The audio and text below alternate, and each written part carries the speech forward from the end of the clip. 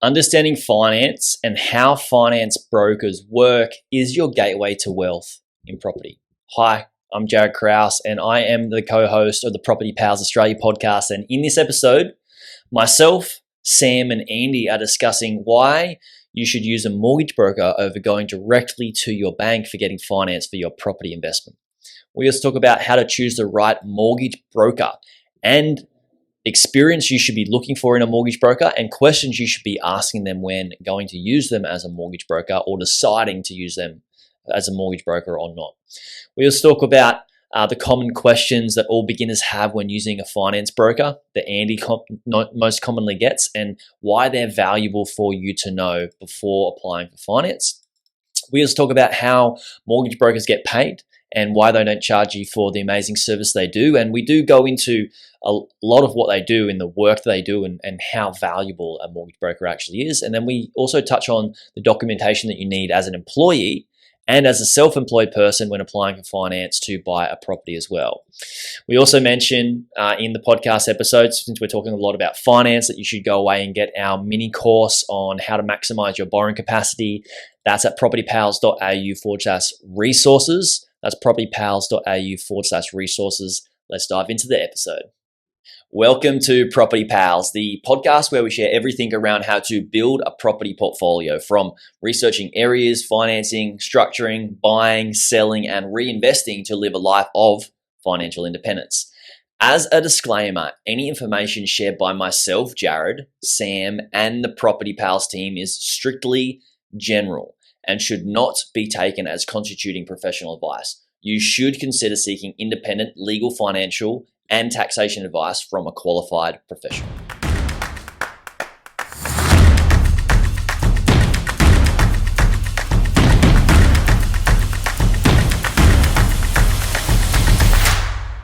All right, let's get stuck in mortgage broking. So, Andy, thanks for coming back on. No, thanks for having me again. It's good. It's going to be good. Happy to be here. Awesome. We realized that last call there was so many things that we could have chatted longer. So we will do more of these, guys. And he's like, damn, there's so much in it. Like there's so much in the structuring, right, Andy? Yeah. What we chatted about was only one small segment of everything. So yeah, there's a lot to talk about. So we will get back to structuring in other episodes, but I want to talk about mortgage broking. Why would somebody, I know there's maybe a lot of obvious reasons, probably because you get access to more lenders, one being super obvious, but why would somebody use a mortgage broker over just going straight to their bank? Like what are the advantages there? Yeah, definitely. So there's a lot of advantages. One of the things that a lot of people, or the good thing to start with is that, you kind of don't know what you don't know. When you're starting out, getting your first property or looking into investment properties, there's still a lot of stuff that a lot of research you got to do for yourself and things that you got to work out for yourself and get a good understanding of. When you go with a broker, if the broker's doing a good job, they hold your hand through this whole process. So they're good at education. So, explaining everything that you're doing, why you're doing it, every step of the way. The risks, the benefits, everything. Obviously, you get the big selection of lenders. So a broker who's been doing a lot of deals, over time, you get a good understanding of which lenders suit which type of borrowers, and you're able to sort of match them up together. So some banks like, self-employed, some prefer, companies trust, other things. Some won't even touch some of those structures at all. So you want to sort of make sure that you're actually putting the bank with the right person, or the right person with the right bank. And then in doing that, you've got the best chance of, getting the loan finalized, but also just putting the client in the best position to be able to keep growing their portfolio. Yeah, awesome.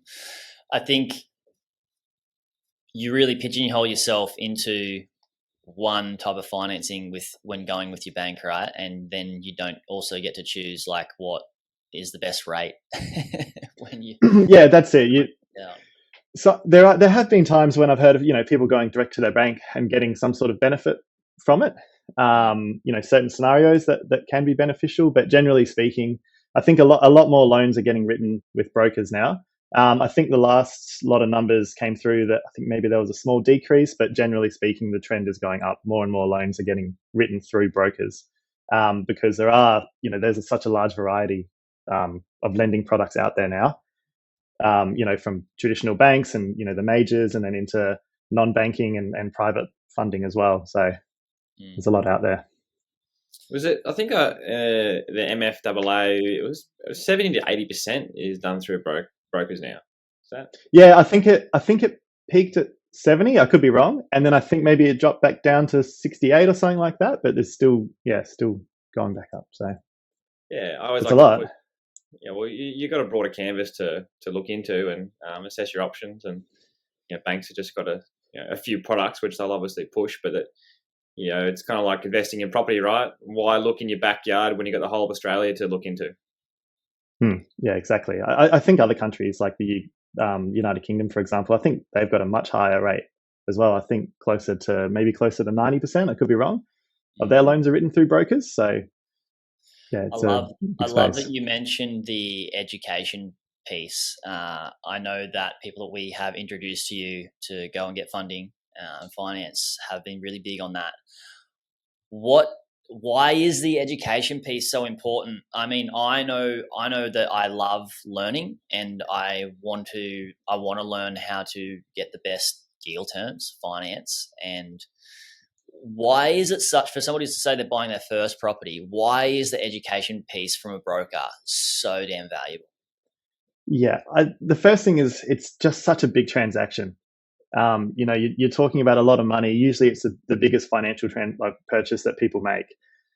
So you just, for your own level of comfort, I feel like people just you'd want to have an understanding of what you're doing and why, all the ins and outs of it, terminology, things like that, because you just want a good understanding. And if the client understands exactly what they're doing and why, they're a lot more comfortable with it. They're a lot more comfortable with you, and it just creates a better experience for everyone. So, because I think that another thing is the finance industries can be very convoluted. There's a lot of terms, acronyms, all sorts of stuff. I sometimes think a lot of it's done on purpose, just to keep people confused and feeling overwhelmed. But yeah, and different banks all have different terms for the same thing. It's big in the finance sector. One thing can have 4 different names. So I think helping people with the education side makes them feel a lot more comfortable with it, and then they want to continue on too. So, and when things do go, just say something does go south, they've got an understanding of why, and you can kind of work through a lot of those scenarios too, rather than someone sort of just saying, well, you're supposed to do this and this happened. And yeah. What about the stress relief? Like relieving of the stress for somebody that's like, I'm going to try and get finance. They go and find a property. They really want to buy the property, and all the weight is on them to get everything prepared, perfect for the bank to be able to get approved, versus having that kind of on the finance broker. That's huge, right, Sam? Like when somebody's looking at buying a property, like to not have to worry about the finance and make sure that weight is on, say, Andy's shoulders is pretty good. You'd have a similar experience with the bank, but I'd say the stress when you mention that is, do you have the right product? Is this the best product fit for you and what goals you're trying to achieve? And if you're going just through the bank, they've only got a limited number of products, so it may not actually be in your best interest to go with any one of those products compared to what else is out there. So that's the stress is just consistently come back into your journey, because you're in that one product, you've got that one relationship, they're pushing that one agenda the whole time, whereas having the broker, that's a more of a broad-based approach, and they're not tied to any one product. They're there for your best interest at heart, and that's where I see that's why there's been such a big growth curve in the mortgage broking industry, in my opinion, anyway.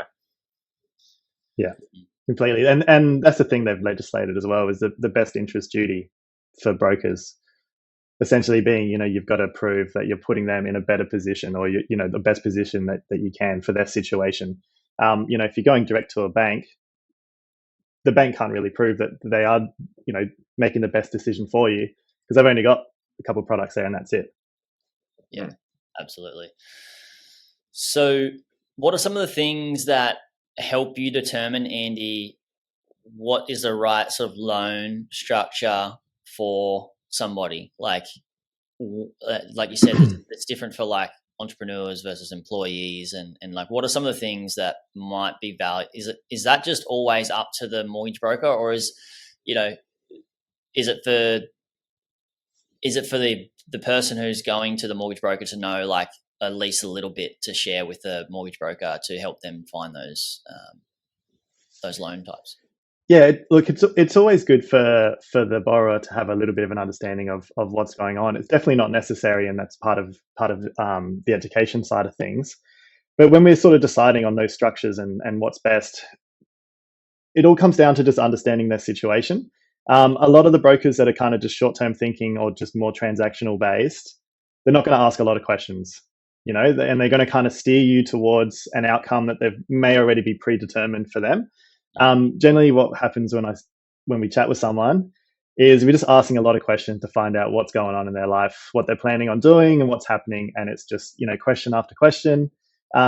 And it's sort of a lot of those what if questions, what if this happens? What if that happens? And you're kind of just throwing those scenarios around. And you may be forming, like the broker may be forming in their head a bit of a strategy or an idea of what they're doing, but the good ones aren't really guiding anyone towards any strategy until you've kind of got a good idea of exactly what's going on, where they're at and what they're trying to achieve. And then once you do have all of those, depending on that person's situation, you kind of know from experience which lenders are going to be best suited for them, who has the policy that's going to best fit what they're trying to do and help them to actually, get the money that they want, and then help them get future properties as well. You're never really tied to one bank. You can obviously have multiple properties with all different banks, and that's always a good thing to do as well. But if you're dealing with the banks who really want your structure and your loan, it just makes the whole process so much easier. You're not butting your head against the wall trying to get a loan approved with a lender that you've just selected for whatever reason. Love it, absolutely love it. You've just opened up a can of worms that I think we should definitely dive into, and that is what I heard you say is can help us determine what a good broker, finance broker, would look like compared to one that's maybe not so good. In the fact that a good broker is going to ask a lot of questions versus a broker that doesn't have your best interest at heart or is lazy is going to just go, yep, there's these few deals that or loans that work for us, and we're just going to put you through those, and that's that. So that's one thing. You're going to say something there, Sam? Yeah, I just want to jump in. There's laziness in obviously all industries, but there's also lack of experience. So that's, people do have the best intentions. So there probably some brokers out there which, in a few years they'll be fantastic. Just for now, they just haven't had enough runs on the board to even know the questions to ask, right? Yeah, fully. So how do we do that, Andy? How do we know? How do we determine that a finance broker has enough runs on the board and that they're asking the right questions and they've got they know what they're doing versus somebody that is sort of new to the game? Yeah. So this is a part that can be a little tricky, especially for someone going for their first property. If you don't know enough yourself, then someone can easily just say whatever answers to you or whatever with confidence, and then you're just going to believe them. So that's why it's always handy to have a few things lined up beforehand, a few questions, maybe just have, Google a few things and just try to get an understanding of basic terms and things like offsets, redraw, stuff like that. So you can ask a broker some of these questions and sort of see how they respond. If you go to a broker and they're not asking you a lot of questions, they're kind of just quick to jump to something or a certain outcome, then that's usually a bit of a red flag. There's also some brokers who just, when you're chatting with them, they just don't have enough knowledge there. It's just quick answers, short answers. They're not guiding you through the process. They're not explaining things. Maybe they don't want to take the time to explain some of these things to you, or they give you a quick answer you don't understand still, but then maybe they don't carry on. There's a few things that you can kind of just gauge from those conversations that might lead you that way. Checking on experience, like Sam was saying as well, is a big thing, because with so many different lenders and so many different policies, if they don't have a lot of experience there, then then that could be a bit of a red flag too. I know that, Sam, you've shared with me before how to check on experience with brokers in, both for resi and for commercial. Do you want to share how people can check how much experience or how much success that a mortgage broker's had in the space? Well, for me, I like to see at least a few years experience, ideally 4 years experience, just in the broking space. To go deeper into that, I mean, obviously you want the best of everyone, or the best, right? And some of that experience, it comes from investing in property themselves as brokers, or having that mindset of your financial mindset, and that comes from either financial planning, accounting, or experience. And I'm not just plugging you again, Andy, but it's handy. Plug away. But I can't stress it enough. It's just having that mindset of, okay, you want to achieve this short-term goal, but what's your actual medium and long-term plans with your life to structure it accordingly? Because there are examples out there where people they over leverage themselves to a point where they go to all these different lenders, but they actually find themselves getting trapped because only one lender will lend to them, and then they can't refinance out. And if they can't afford those repayments, then the only thing they can do is sell. Yeah, that's huge, Andy, because you sort of touched on this last time we chatted, Andy, that mortgage brokers, finance brokers can't legally give financial advice or taxation advice, right? Yeah. And that seems so scary for everybody listening. They want to build a portfolio of properties. They don't just want to buy one residential property. They want to move into buying larger properties, and eventually I'm sure they would love to get higher cash flow properties from commercial, right? And you do commercial loans as well as resi. How much of that plays a part in somebody building out a property portfolio that can actually help them achieve their 10-year plan? Yeah, well, it's huge because Sam would probably know the stats on this. How many investors actually make it past their first property? Oh, I know. It's 95% don't make it past their first. It's really something like that, right? It's in the 90s. I've heard as well. Yeah, so a lot of that I imagine would come down to poor planning, getting and structuring, and just getting a good understanding of what those steps are and what everything looks like, and how you need to do it from step one all the way through. And some people, everyone's time poor. So, to go to a meeting with a mortgage broker, then, with an accountant, and then maybe with a financial planner, that's a lot of time taken. The financial planning side's a bit of a different one because, unless they're really licensed to give property advice, most of them aren't. So you kind of got to be careful on that side with the financial planning aspect on things, because, you might go see a financial planner, I want to do this and this with property, and maybe they start steering you towards super and other investments and things like that. So, there is a lot of planning involved to get to where you need to go from that, from step one to, maybe 10 years down the track with your property portfolio built out. And, getting a good buyer's agent on your side and getting that investment team, who can help with all the analysis of cash flow and everything like that. It's definitely a big one. Absolutely.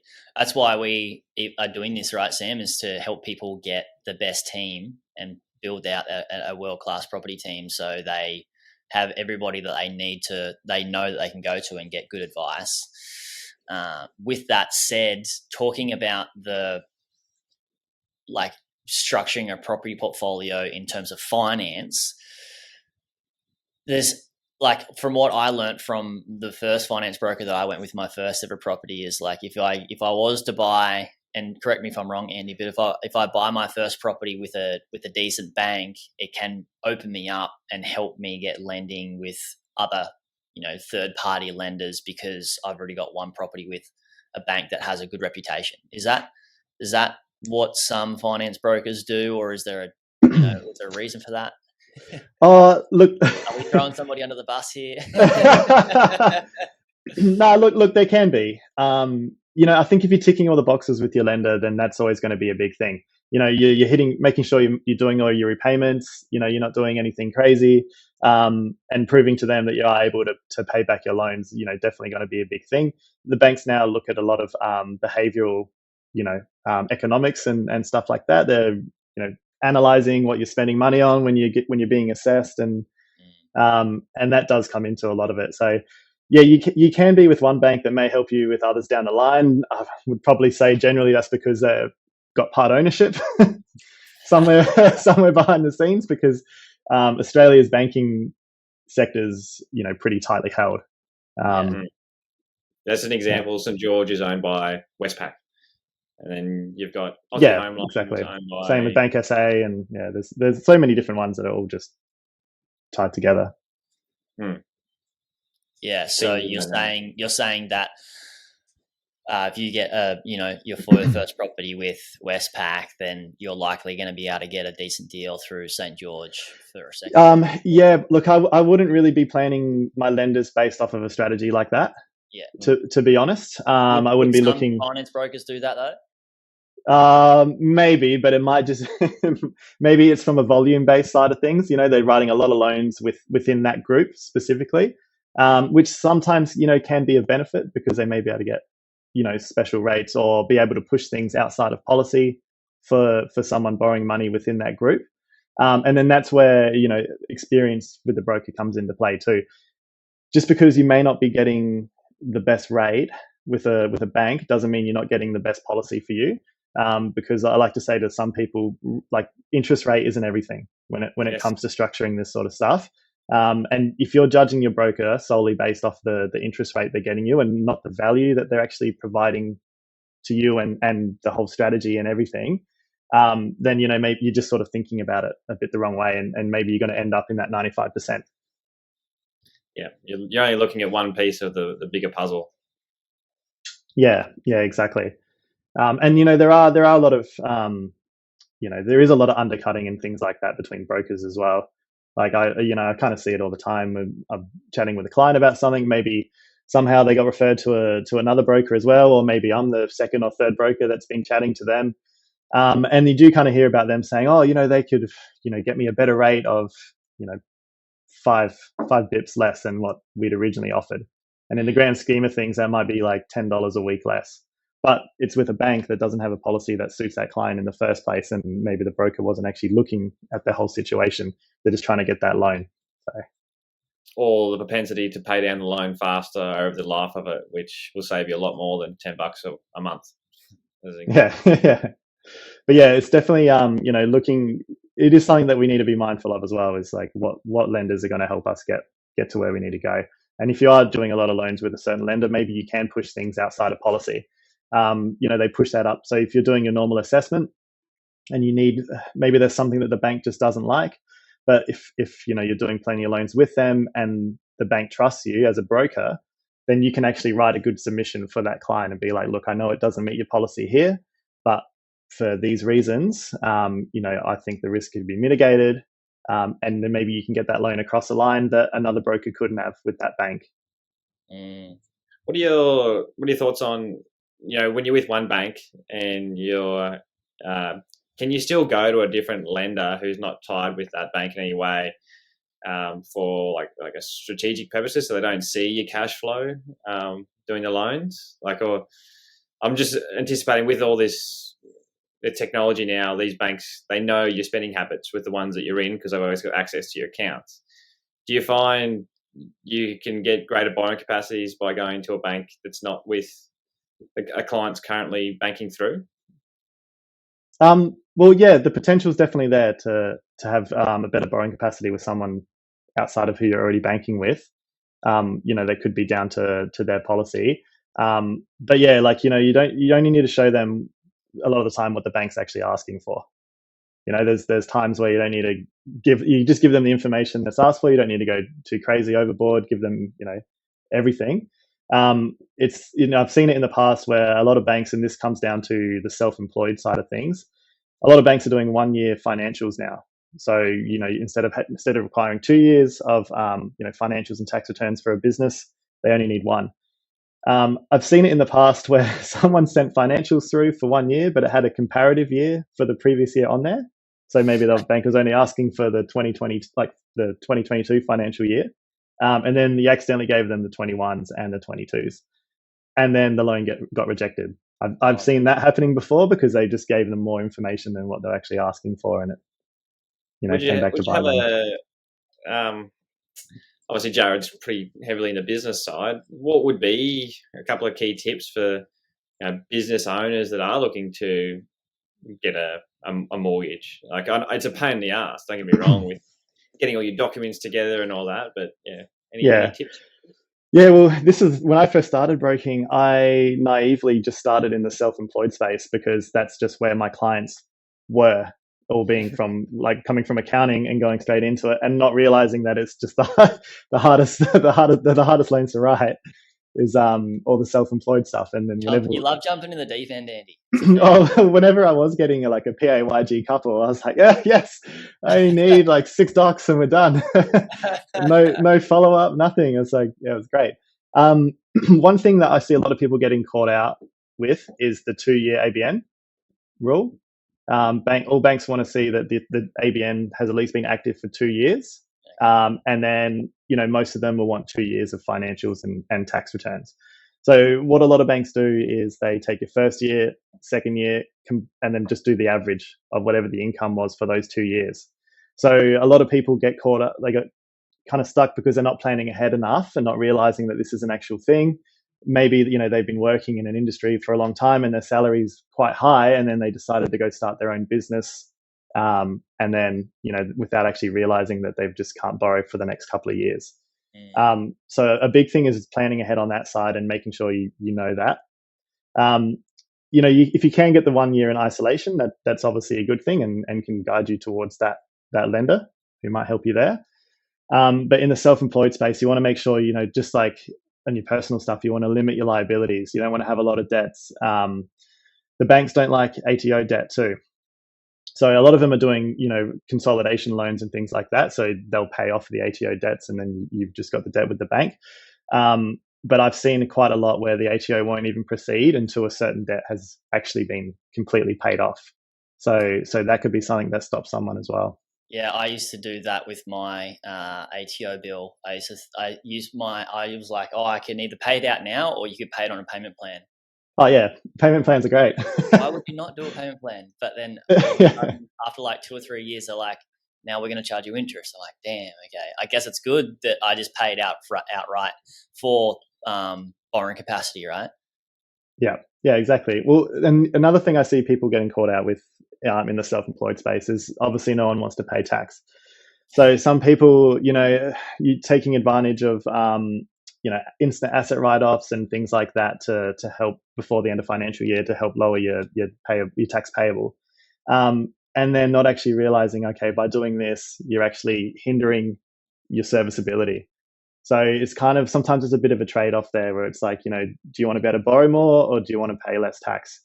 And, to prove that you've got that income there for servicing, you've got to pay the tax for that income. So a lot of people try to, they think they're being smart and getting around things and not paying their or reducing their tax, to the ATO. And then when they go to borrow, their income doesn't look that great or as great as it should be. Yeah. That's why I say so it's very important. It sounds like it's even more important for a business owner to be pretty strict with who they use as a finance broker that can help them around these sorts of things, right? Yeah, absolutely. 99% of the banks are happy to have PAYG employees, but not a lot of them really like the self-employed space. Before we continue today's pod, I want to ask you a few questions. What is your property investment goal? What type of properties do you want to own? How many? What size valuation property portfolio do you want to own? And how much in net income do you want to be earning? Essentially, what's your magic number in passive income that you want to be earning? And do you know how to get there? And if you do you know how to get there in the least time possible with the least amount of risk? Sam and I have been helping people invest in property and build property portfolios for years. People who are now replacing their income through property, and we want to help you do the same. Right now, for a limited time, we are offering free property coaching to our listeners. We won't be able to do this forever, of course, so head to propertypals.au/coaching. That's propertypals.au/coaching to see how we can help you achieve your investment property goals. Link will be in the description too. So would there be a certain set of questions that people could ask a finance broker on? Like, I'm just thinking about somebody that's listening to this, like they want to find a really good finance broker. What, and they're either PAYG or maybe they are self-employed. Like, are there more questions they should be asking that finance broker to determine out of the three that they're speaking to who's going to be a better pick for them? Yeah, I think definitely, asking as many questions as you can about as many different things as you can. Trying to find out how the broker can actually help you. Just asking things, how can I, increase servicing? What can you see that there may be issues for me? Finding out ways that maybe, they can offer a bit of advice on how to clean up your credit score and things like that. There's so many questions that you can ask them about your situation and scenario and loan products and everything. Lenders that they quite often use. You can ask questions around that. Most brokers are all under aggregators here, so everyone has access to majority of all the same banks anyway. So you could ask every broker, how many lenders do you have available, and they're all going to give you roughly the same answer anyway. So it's kind of getting a good understanding, asking them, who they're writing a lot of loans with and things like that. And this is where it comes back to, if you don't know a lot of these things yourself, then anyone can just say anything to you. But you've got to have a lot of trust, I think. When you're doing this, you want to have a broker who you really trust and understand, and they understand your situation. It's so competitive as well these days that everyone should be offering a high level of service. So if you're going somewhere, you're chatting to a broker and you feel like you're not getting a good enough service from them, maybe they're ignoring you, not answering your questions right, any sort of reason, there's nothing stopping you going to another broker.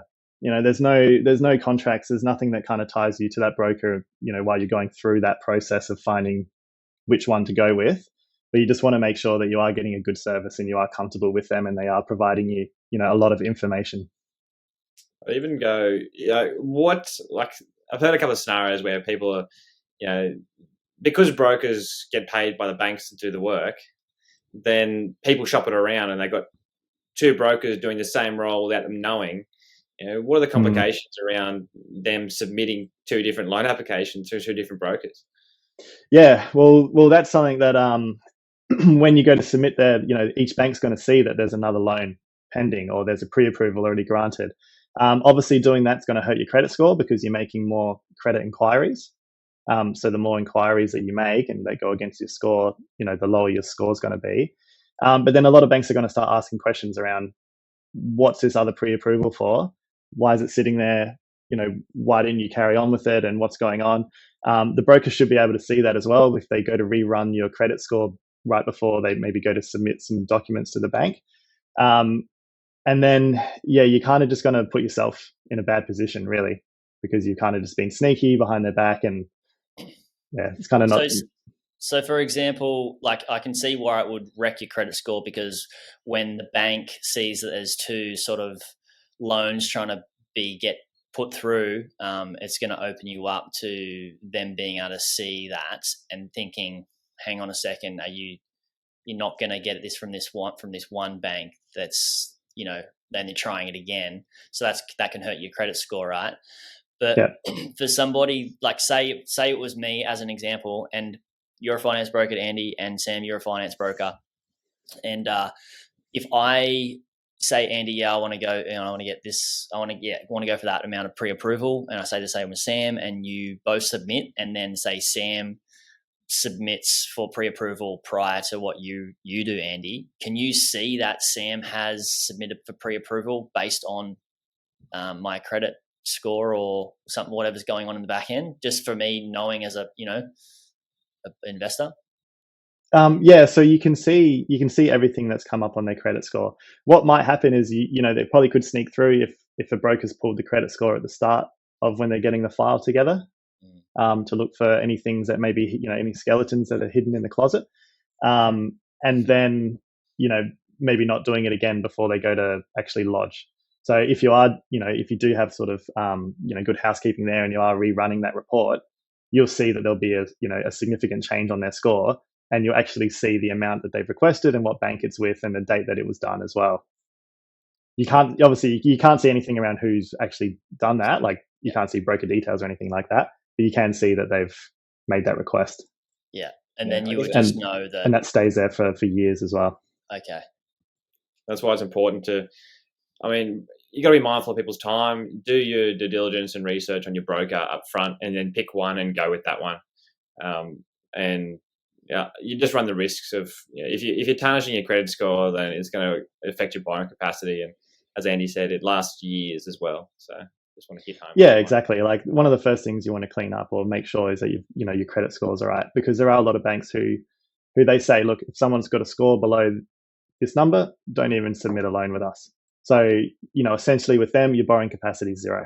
So it's always something that you want to make sure it's all cleaned up. And a lot of these companies, they let you contact them and dispute things that are on there. If you think maybe there's a mistake or they've been too harsh about stuff, they are able to amend things on your credit report too. I'm going to plug the how to maximize your borrowing capacity mini course we've got on our website. It's propertypals.au/resources. Check it all out. It's exactly what we're talking about. Oh, nice. Absolutely. I was going to do it if you didn't, Sam. You're training him well. Sam's all over it. Yeah, and that's another thing. Doing courses like that and getting an understanding of things just makes the process a lot better. Better for the person borrowing, better for the broker, better for everyone involved, because it's just more of a smooth process. When they've got an understanding. My best clients are always. What was that, sorry?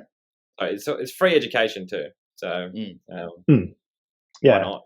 And some of the best, my best clients and the best deals that we put across the line, come from the people who already have such, maybe a big wealth of knowledge about it, and a good understanding of everything, and it just makes a lot of that strategy flow easier. It's easier for them to digest, and you can talk back and forth and bounce ideas off each other, and yeah, it definitely makes a much better process for everyone.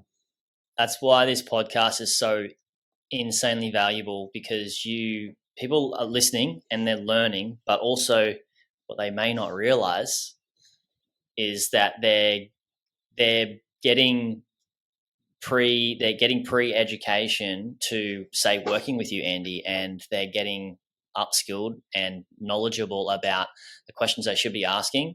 And basically it's like a pre-sales call, right? Like that's what I look like with all my other podcasts, is like people that listen, they're sort of being pre-vetted. And then when they come to you, it's easier for you guys to start your relationship off much faster. There's so many like meta things that happen within this. And yeah, the conversations flow better. When you've got someone who's completely green, you can explain a lot to them, but there's still a lot of information for them to take in, in one meeting. Maybe that's half an hour phone call or less. Yeah. There's a lot to take in. They need to, go away and digest, and then come back and chat again and chat again, and go through the whole strategy. So. Yeah, love it. Sam, you got some more questions for Andy around? Andy's in this mortgage broking space obviously daily, right? Like there's always a common questions that come through in my line of work, and I don't want to put words in your mouth, Andy, but what would be those top three sort of common questions that people ask you, just so we can shed as much light as we can on them to get them prepared before coming and having a chat with either their preferred broker or even yourself? Yeah, the biggest one, number one question that I reckon I always get is the difference and benefits between an offset account and a redraw facility. Yeah, tell us. I don't know if that's what. always okay. Everyone's educated now enough, hopefully, to realise that just getting the cheapest interest rate possible, which is a 30-year loan term, principal and interest, and that's all you pay. There's a lot of education now that people are well, what's the difference between redraw and offset? So go for it. Oh, you're asking me, are you? I thought you were about to dive into it. So obviously, okay, so with an offset account, for every dollar that's in that offset account, which can just be treated like a normal bank account, every dollar that's in there offsets a dollar that's on your loan. So if you've got a loan of $500,000 and you got $50,000 in your offset account, instead of paying principal and interest on 500,000, you're now paying principal and interest on 450,000. So your repayments don't change, but the portion of your repayment that goes towards principal and the portion that goes towards interest changes. So that way you're able to pay off more pay off more principal quicker. So that's the first or the main thing about offset accounts. There's a lot more to them, obviously. There's a lot of strategies around those as well. With a redraw facility, it's can be similar in the sense of it can just be a bank account there that you put money into.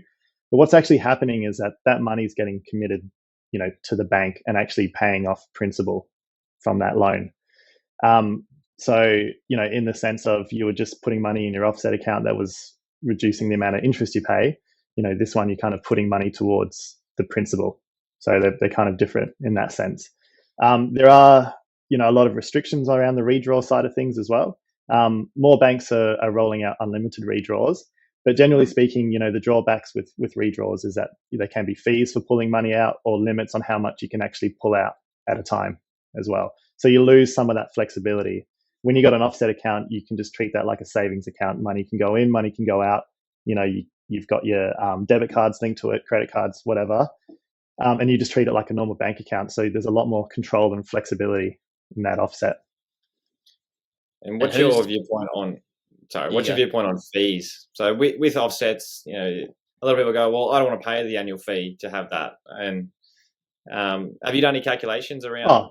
It's easily, you can easily just prove them, show the benefit of that. Sorry, by just there's a lot of calculators and things out there now. Most banks have calculators on the websites on Money Smart and whatnot, and you can just show them the benefit of putting even $500 in every couple of months or maybe $50 a week. And how much that will save you over time, just to pay that $250 or $300 a year to have that account there. You're saving yourself thousands and thousands down the line. So it's one small thing, one little inconvenience there to save yourself a lot of money. And on investment properties, bank fees are a tax deduction as well. Were you trying to? He's trying to give tax advice here. It's a question mark.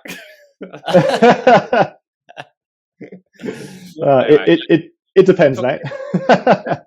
Depends on your situation. Yeah. Okay, cool. All right, who's a redraw good for and who's a offset good for? I generally lean more towards offsets for people who are actually looking to purchase more properties down the line and get more investment properties and build things up. The main reason being, if you put someone on an interest only loan and they're putting all that extra money from having a smaller repayment into the offset account, you're essentially building like that principal on the side anyway. So you're only paying the interest, your repayments are smaller, your offset account's growing, and that's helping you pay less interest.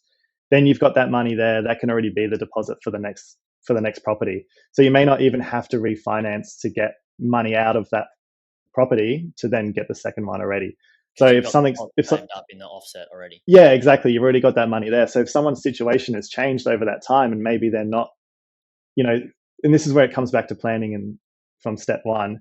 If you're looking at having kids in a few years, but you also want to get an investment property in a few years as well, maybe your income's going to be damaged. So, if you're trying to refinance one property, buy another property, it might not just stack up. So you've kind of got a bit of flexibility there with not having to worry about touching anything with that initial bank the first time. And you've only got to deal with the bank for the investment property. So, it does give you a lot of flexibility there. Jared, you're having kids soon, right? Pretty far away from that. Got to find a human to do that with. Oh, we can turn this into a dating podcast. I saw a robot. There was robots at the NFL with like human faces. They looked all right. They looked pretty hot. Both the male and the female. But anyway, maybe our species won't become Homo sapiens anymore. Well, and so so just to get back on track here, no, we got Elon Musk over here. I'm a big picture thinker, Andy. Yeah. Going beyond the loans. Yeah, digressing terribly. So getting back on track. Thank you. And one of the things to be careful with a redraw is, depending on the type of loan that it is, if it's for owner-occupied property or an investment property, if you're pulling money out of your redraw, you're essentially increasing the size of that loan, and you may be increasing that, pulling money out of redraw, increasing that loan to then use somewhere else, and it may not be tax deductible, but you think it is. So there can be drawbacks of doing redraws. I usually think when people are just trying to get investment properties and grow more and more and more, offset accounts are way better for that and to help you facilitate that. I've always thought about the question of, so I've got two different properties, two different offset accounts. One's in a trust, one's in a personal. And the personal one is making as much cash flow as the other one in the trust. So I put most of my money for the deposits and for what I'm going to buy next into the trust offset account versus the personal account, because or the property that's bought under the personal name with the personal offset linked to it, because that can be good because it can decrease my personal taxable income. Are there any other strategies where people may have multiple investment properties that they have linked offset accounts to and don't know which and where to put their savings towards which offset account? Yeah, so this is a good question to have for an accountant as well, is sitting down and saying, all right, cool, these are the properties I've got, these are how they're structured, these are the offset accounts, this is my income, and this is the money that I've got, moving each one to, if I move money to this one or that one or this one, depending on how much income's coming from each of those, how can I best position that money to like you're saying, help increase your servicing and things like that. So it is, you've kind of hit the nail on the head of what you would actually do in that scenario of moving that into the right account. So try and look for the property that you want to be more positive cash flow and put because if you're trying to minimize your tax there, and you're putting everything into, just say you've got a home and your first an investment property, if you're putting all of your extra income and everything into the offset account against your property, your investment property, sorry, you're going to be lowering the amount of tax you're paying. So obviously it's going to have a big effect down the line of what you look like on the bottom line. So yeah, awesome. So that was just one question. Like that was just and we went down so many different rabbit holes, which is great. That was just like the one question people have for a finance broker when they first come. Is there another one that's pretty common that they have when they first start chatting to you? Yeah, a lot of people are confused around fees as well. In terms of like, hey, fees for the broker. Sorry, should specify that. Yeah, I have a lot of people who, after you have that first conversation with them, maybe at the end they're like, okay, cool. So how much is this, going to cost me, or what's your bill, or what's your rate, or something like that. And it's good to know that, that the way brokers are paid is they get paid commission based off of the loans that they're writing. So most banks all have a pretty similar commission percentage that they pay out. There are slight differences, but depending on the size of the loan, that can be pretty marginal, maybe $500 difference. There's never going to be enough for someone to outrightly put you with a bad lender just to try, get a small amount of money difference. They're generally pretty close to each other, and they also pay a trail commission for the life of the loan. So while that loan was written by you and is with that bank, every month they'll pay a small percentage to that broker. So that should help encourage, ongoing service. The broker can keep, offering a good service to that client and continue going on without having to rewrite loans, because they're still, getting paid for that loan. So there's no real upfront cost to the client for that. And those interest rates doesn't affect, just because you're writing it through a broker compared to going direct, doesn't actually affect the interest rate is going to be, the same interest rate there. I just think you're crazy not to go with the broker, right? Like it's. The downside is very, very, very small or limited, or if there's any at all. There is a lot of work. The reason why they pay that fee is because it's all the paperwork that you're doing in the back end, so they don't have to go and do it themselves, right? Yeah, absolutely. And there is a lot of work. You can spend a lot of time on a file or working with a client, and you may not receive income for that for months, even sometimes years down the track. Because you only get paid on the settlement once that loan settles. That's when they distribute the income out to brokers. So there are a lot of times where a broker can work with someone, write them a loan. They do have clawback still in the industry. Some banks have started changing their clawback of commission policy. So if you write a loan and then that loan gets closed out or rewritten somewhere else within the first 12 months, then 100% of that commission needs to get paid back to the bank. And then the following 12 months after that, so between 12 and 24 months, then it's 50% of the actual commission gets paid back.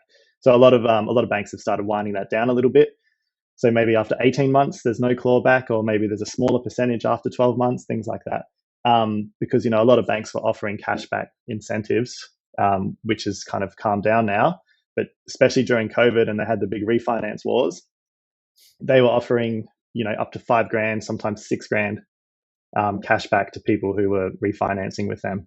So that's a huge incentive for someone, to just go refinance with this bank. 6 months later, refinance with that bank.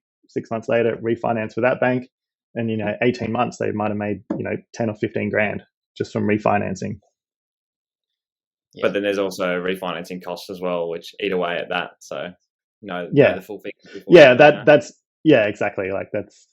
That comes back to bite you as well. So where do you see the what's in the mortgage broking side of things? Obviously, what's the prediction for cash rate? Are you on? Well, what's the vibe around that on your end? Look, if I knew the answer, mate, then I'd probably be living up in a gold castle somewhere. I'm going to put it out there. I reckon they're done. Throwing it out there. Personally, I think they're done. I was in line with everyone else. I was thinking maybe there's going to be a couple of rate rises this year, and I wasn't expecting them to be so quick as they were. I wasn't expecting that, February, March, bang, bang, one after the other, so quickly. But from the numbers that are coming through, inflation keeps coming in below expectations, which is a good thing. Property prices have started going back up, and we still have a pretty low unemployment rate. Mate, Ipswich has been going up the whole time. You're just not in the right spots. just not looking in the right places. The funny thing is, Sam got me a property in Ipswich, and then also the one I bought earlier was in WA, and then Sam sent me a link today of his publication of WA blowing up as well. So, Sam, that's why he's on the pod. We got the Oracle of the Gold Coast here. I was in WA today, so I'm not going to time and date stamp this one, but yeah. My mum was happy. Followed her up. She was stoked. I'm in WA newspaper. Look at that. Yeah. So obviously I don't want anyone to make any decisions based off of what we're talking about now, without getting proper advice. But and their personal situation. Yeah, the way I see it at the moment is people who are trying to fix now, they've kind of missed that boat of when to fix, because rates have risen. We know we've potentially reached peak inflation, and interest rates, I feel like there's more of a chance of them going down than there is of them going up. So, if someone wanted to fix a loan now, because I still do get people who want to fix their loans, maybe they just want to know exactly what their rate, what their repayments are going to be, because everyone saw it change so much, over the last couple of years.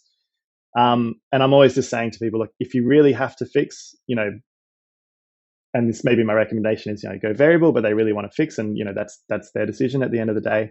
I'm always trying to say, just do one, maybe 2 years max, because when you start going over that, there's a lot there that you can potentially miss, and you always have the ability to split between fixed and variable as well. So you can kind of hedge your bets either way. Here's, sorry to interject, but there's rhetoric out there at the moment where they're talking about interest rate cuts coming through in 2024. Like for me, I see that as really poor management from the Reserve Bank of Australia to raise so fast to then go and cut 12 months later. Some people are banking on that. Oh, there's going to be cuts next year, and I'm sort of sitting back saying, well, don't make your investment decisions or your property personal decisions based on that, because it doesn't make logical sense to me. What are your thoughts? Yeah, no, I completely agree. I thought it was ridiculous when I was seeing articles coming out there of people saying they want to sue the RBA because they went and bought an investment property because the RBA, like Philip Lowe said, that there wasn't going to be any interest rate rises for the next 12 months. And it's like, well, you're taking financial advice. Like, yeah, if you weren't able to purchase that property and hold it, and you didn't do enough of a risk analysis and things like that, that comes back on you. You can't really hold the RBA to that. Obviously, they are under a lot of scrutiny, and now he's gone, and we've got a new head of the RBA coming in. So yeah, but it'll be interesting to see where things go there. But yeah, I do agree with you. Like the way that it is being broadcast like that as well, and went up so quick and so aggressively, and maybe that needed to happen, but it was just bad timing, especially with coming out of COVID. It was just that slingshot of everyone being cooped up and then being released, and right before like European summer as well. So there was just a lot going on there too. So yeah. I'd also say I'd love to see the lawsuit. Good luck suing the Reserve Bank of Australia. I don't know what lawyer would pick that one up. Yeah, it would only come back to hurt Australians anyway, right? If you sued the RBA, they just print more money to cover the losses. You mentioned variable rates, and maybe at this is dependent on where the person is with their property portfolio. Maybe it's a pretty smart time to be on variable. Is there any time or any reason that a property investor building a property portfolio, when they're buying a property portfolio, to not go for a 5-year interest only variable loan structure? So was that 5-year fixed or 5-year variable? Like why? When would you not do a 5-year variable interest only loan? Oh, sorry, an investment property. Yeah. So if you reach the point where you're happy with what you've got and you want to just start paying down those debts, that can be a reason to just have principal and interest on that loan. Yeah. So you can actually start paying that off and reducing that debt. To try and get more cash flow coming through the door. Maybe pay it down to a certain level and recapitalize the loan, and maybe refix your repayments to make them a bit lower. That would be a pretty good reason, I think, to go down that path. But when you're kind of building it up, and for me anyway, the biggest thing is just cash flow. Cash flow is a thing that's going to stop you from growing your portfolio. So you want to be able to, you want to be all over it and managing it.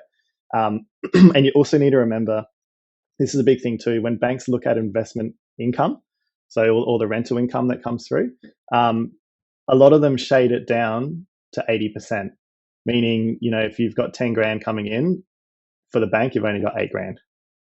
So you're kind of losing some money there as well.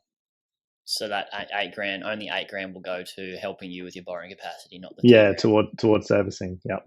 Yeah. So cash flow is a big thing, and that's what's going to stop a lot of people. Obviously you need the deposit, but you also need the cash flow to be able to pay for these things and service to make servicing stack up. I know this isn't a never-ending conversation for me and Andy, but and also Jared, obviously. But another key thing I just want to try and hit home on is getting loans with friends or with relationships that may not be cemented as long term, such as obviously marriage is kind of a bit more cemented. But I hope so. What are the complications around that? Can you shed a bit of light? Yeah, definitely. The thing is, when you're doing it, just say you're doing that with friends, you got to make sure everyone's on the same page. Everyone travels through life at different paces. And if everyone's not at the same place, it could potentially cause issues down the line. So, someone, you might have someone like Jared and he's doing his own thing, building his portfolio, and he's got clear goals in his head. You might partner up with someone who maybe is just focused on growing their family. And, you got to look at what happens if you've got to chip in more money towards this property or something like that, and people start to disagree with things. If everyone's not on the same page with what the property's for and what you're going to do in different scenarios, it can quite easily turn sour. And it's one of those things, sometimes I never like to get into business with someone who you don't mind losing that friendship, because sometimes you never know what's going to happen. If you're getting a loan, if you're getting a big loan with someone, you want to sell, they don't want to sell, maybe they can't buy you out, something like that, especially when you're talking about a lot of money, is well, they want to get on a loan. And then, yeah, and that's the other thing, if you're looking at someone, it may hurt their servicing, they want to do other things with their portfolio, maybe they can't buy a home because of this property that you guys hold together. And there's a whole bunch of different scenarios and reasons that could all blow up and go south.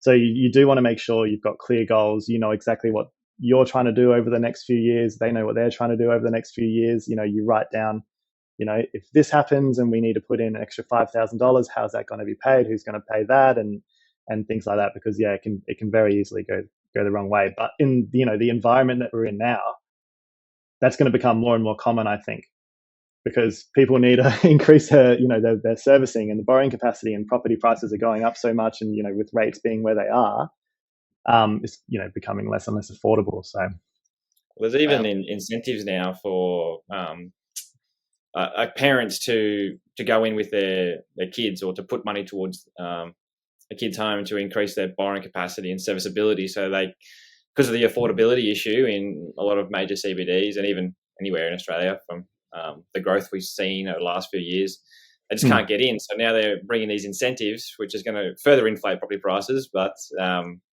it's also fraught with danger. So just thought I'd hit home on that. Yeah, as well. 100%. And I'm seeing a lot of that as well. I see a lot of parents trying to help out kids, or their kids. Sorry, when I say kids, they may be 30 years old or more.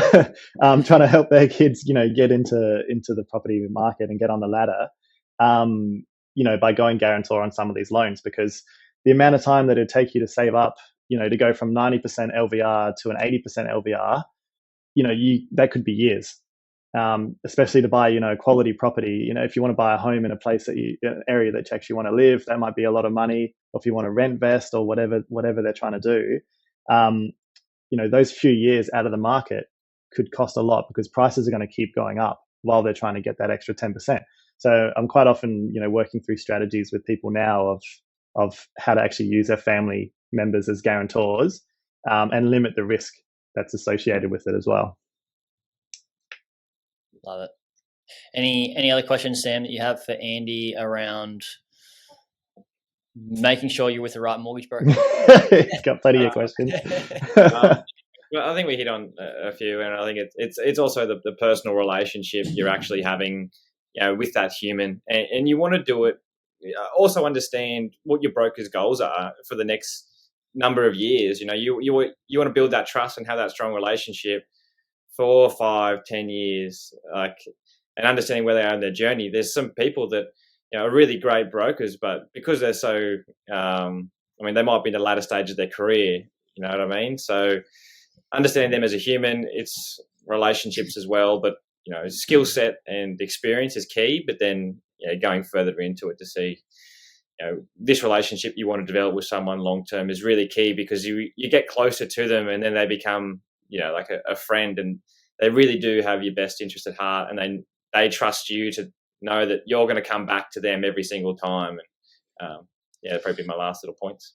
Love it. I love it. Yeah. When you feel like your finance broker has your best interest at heart, not for the singular transaction, but they want to do the right thing for you at the very start so they can continue to do so for a long term, that feeling of support is probably what people should be looking for when they're looking for a good finance broker. I agree with you, Sam. Absolutely. Yeah. And there's a number of them out there. Obviously, it's handy having Andy. That's what I think your punchline should be, mate. Yeah, guys, you guys listening in, if you guys want to get in touch with Andy, let us know. We'll just do it. Email us at hello@propertypals.au. We'll do an email intro to Andy, and we can get you set up. Yeah, well, quite often we just do a quick 15, 20-minute chat with someone, find out what's going on, and then we kind of start moving from there. But no, thanks for having me again, guys. Perfect. That's all right. Thanks so much. Binary FinTech Group. Google it, check it out. But hit us up with an email, and we'll do an intro as well. See you in the next one. Ciao for now. Bye.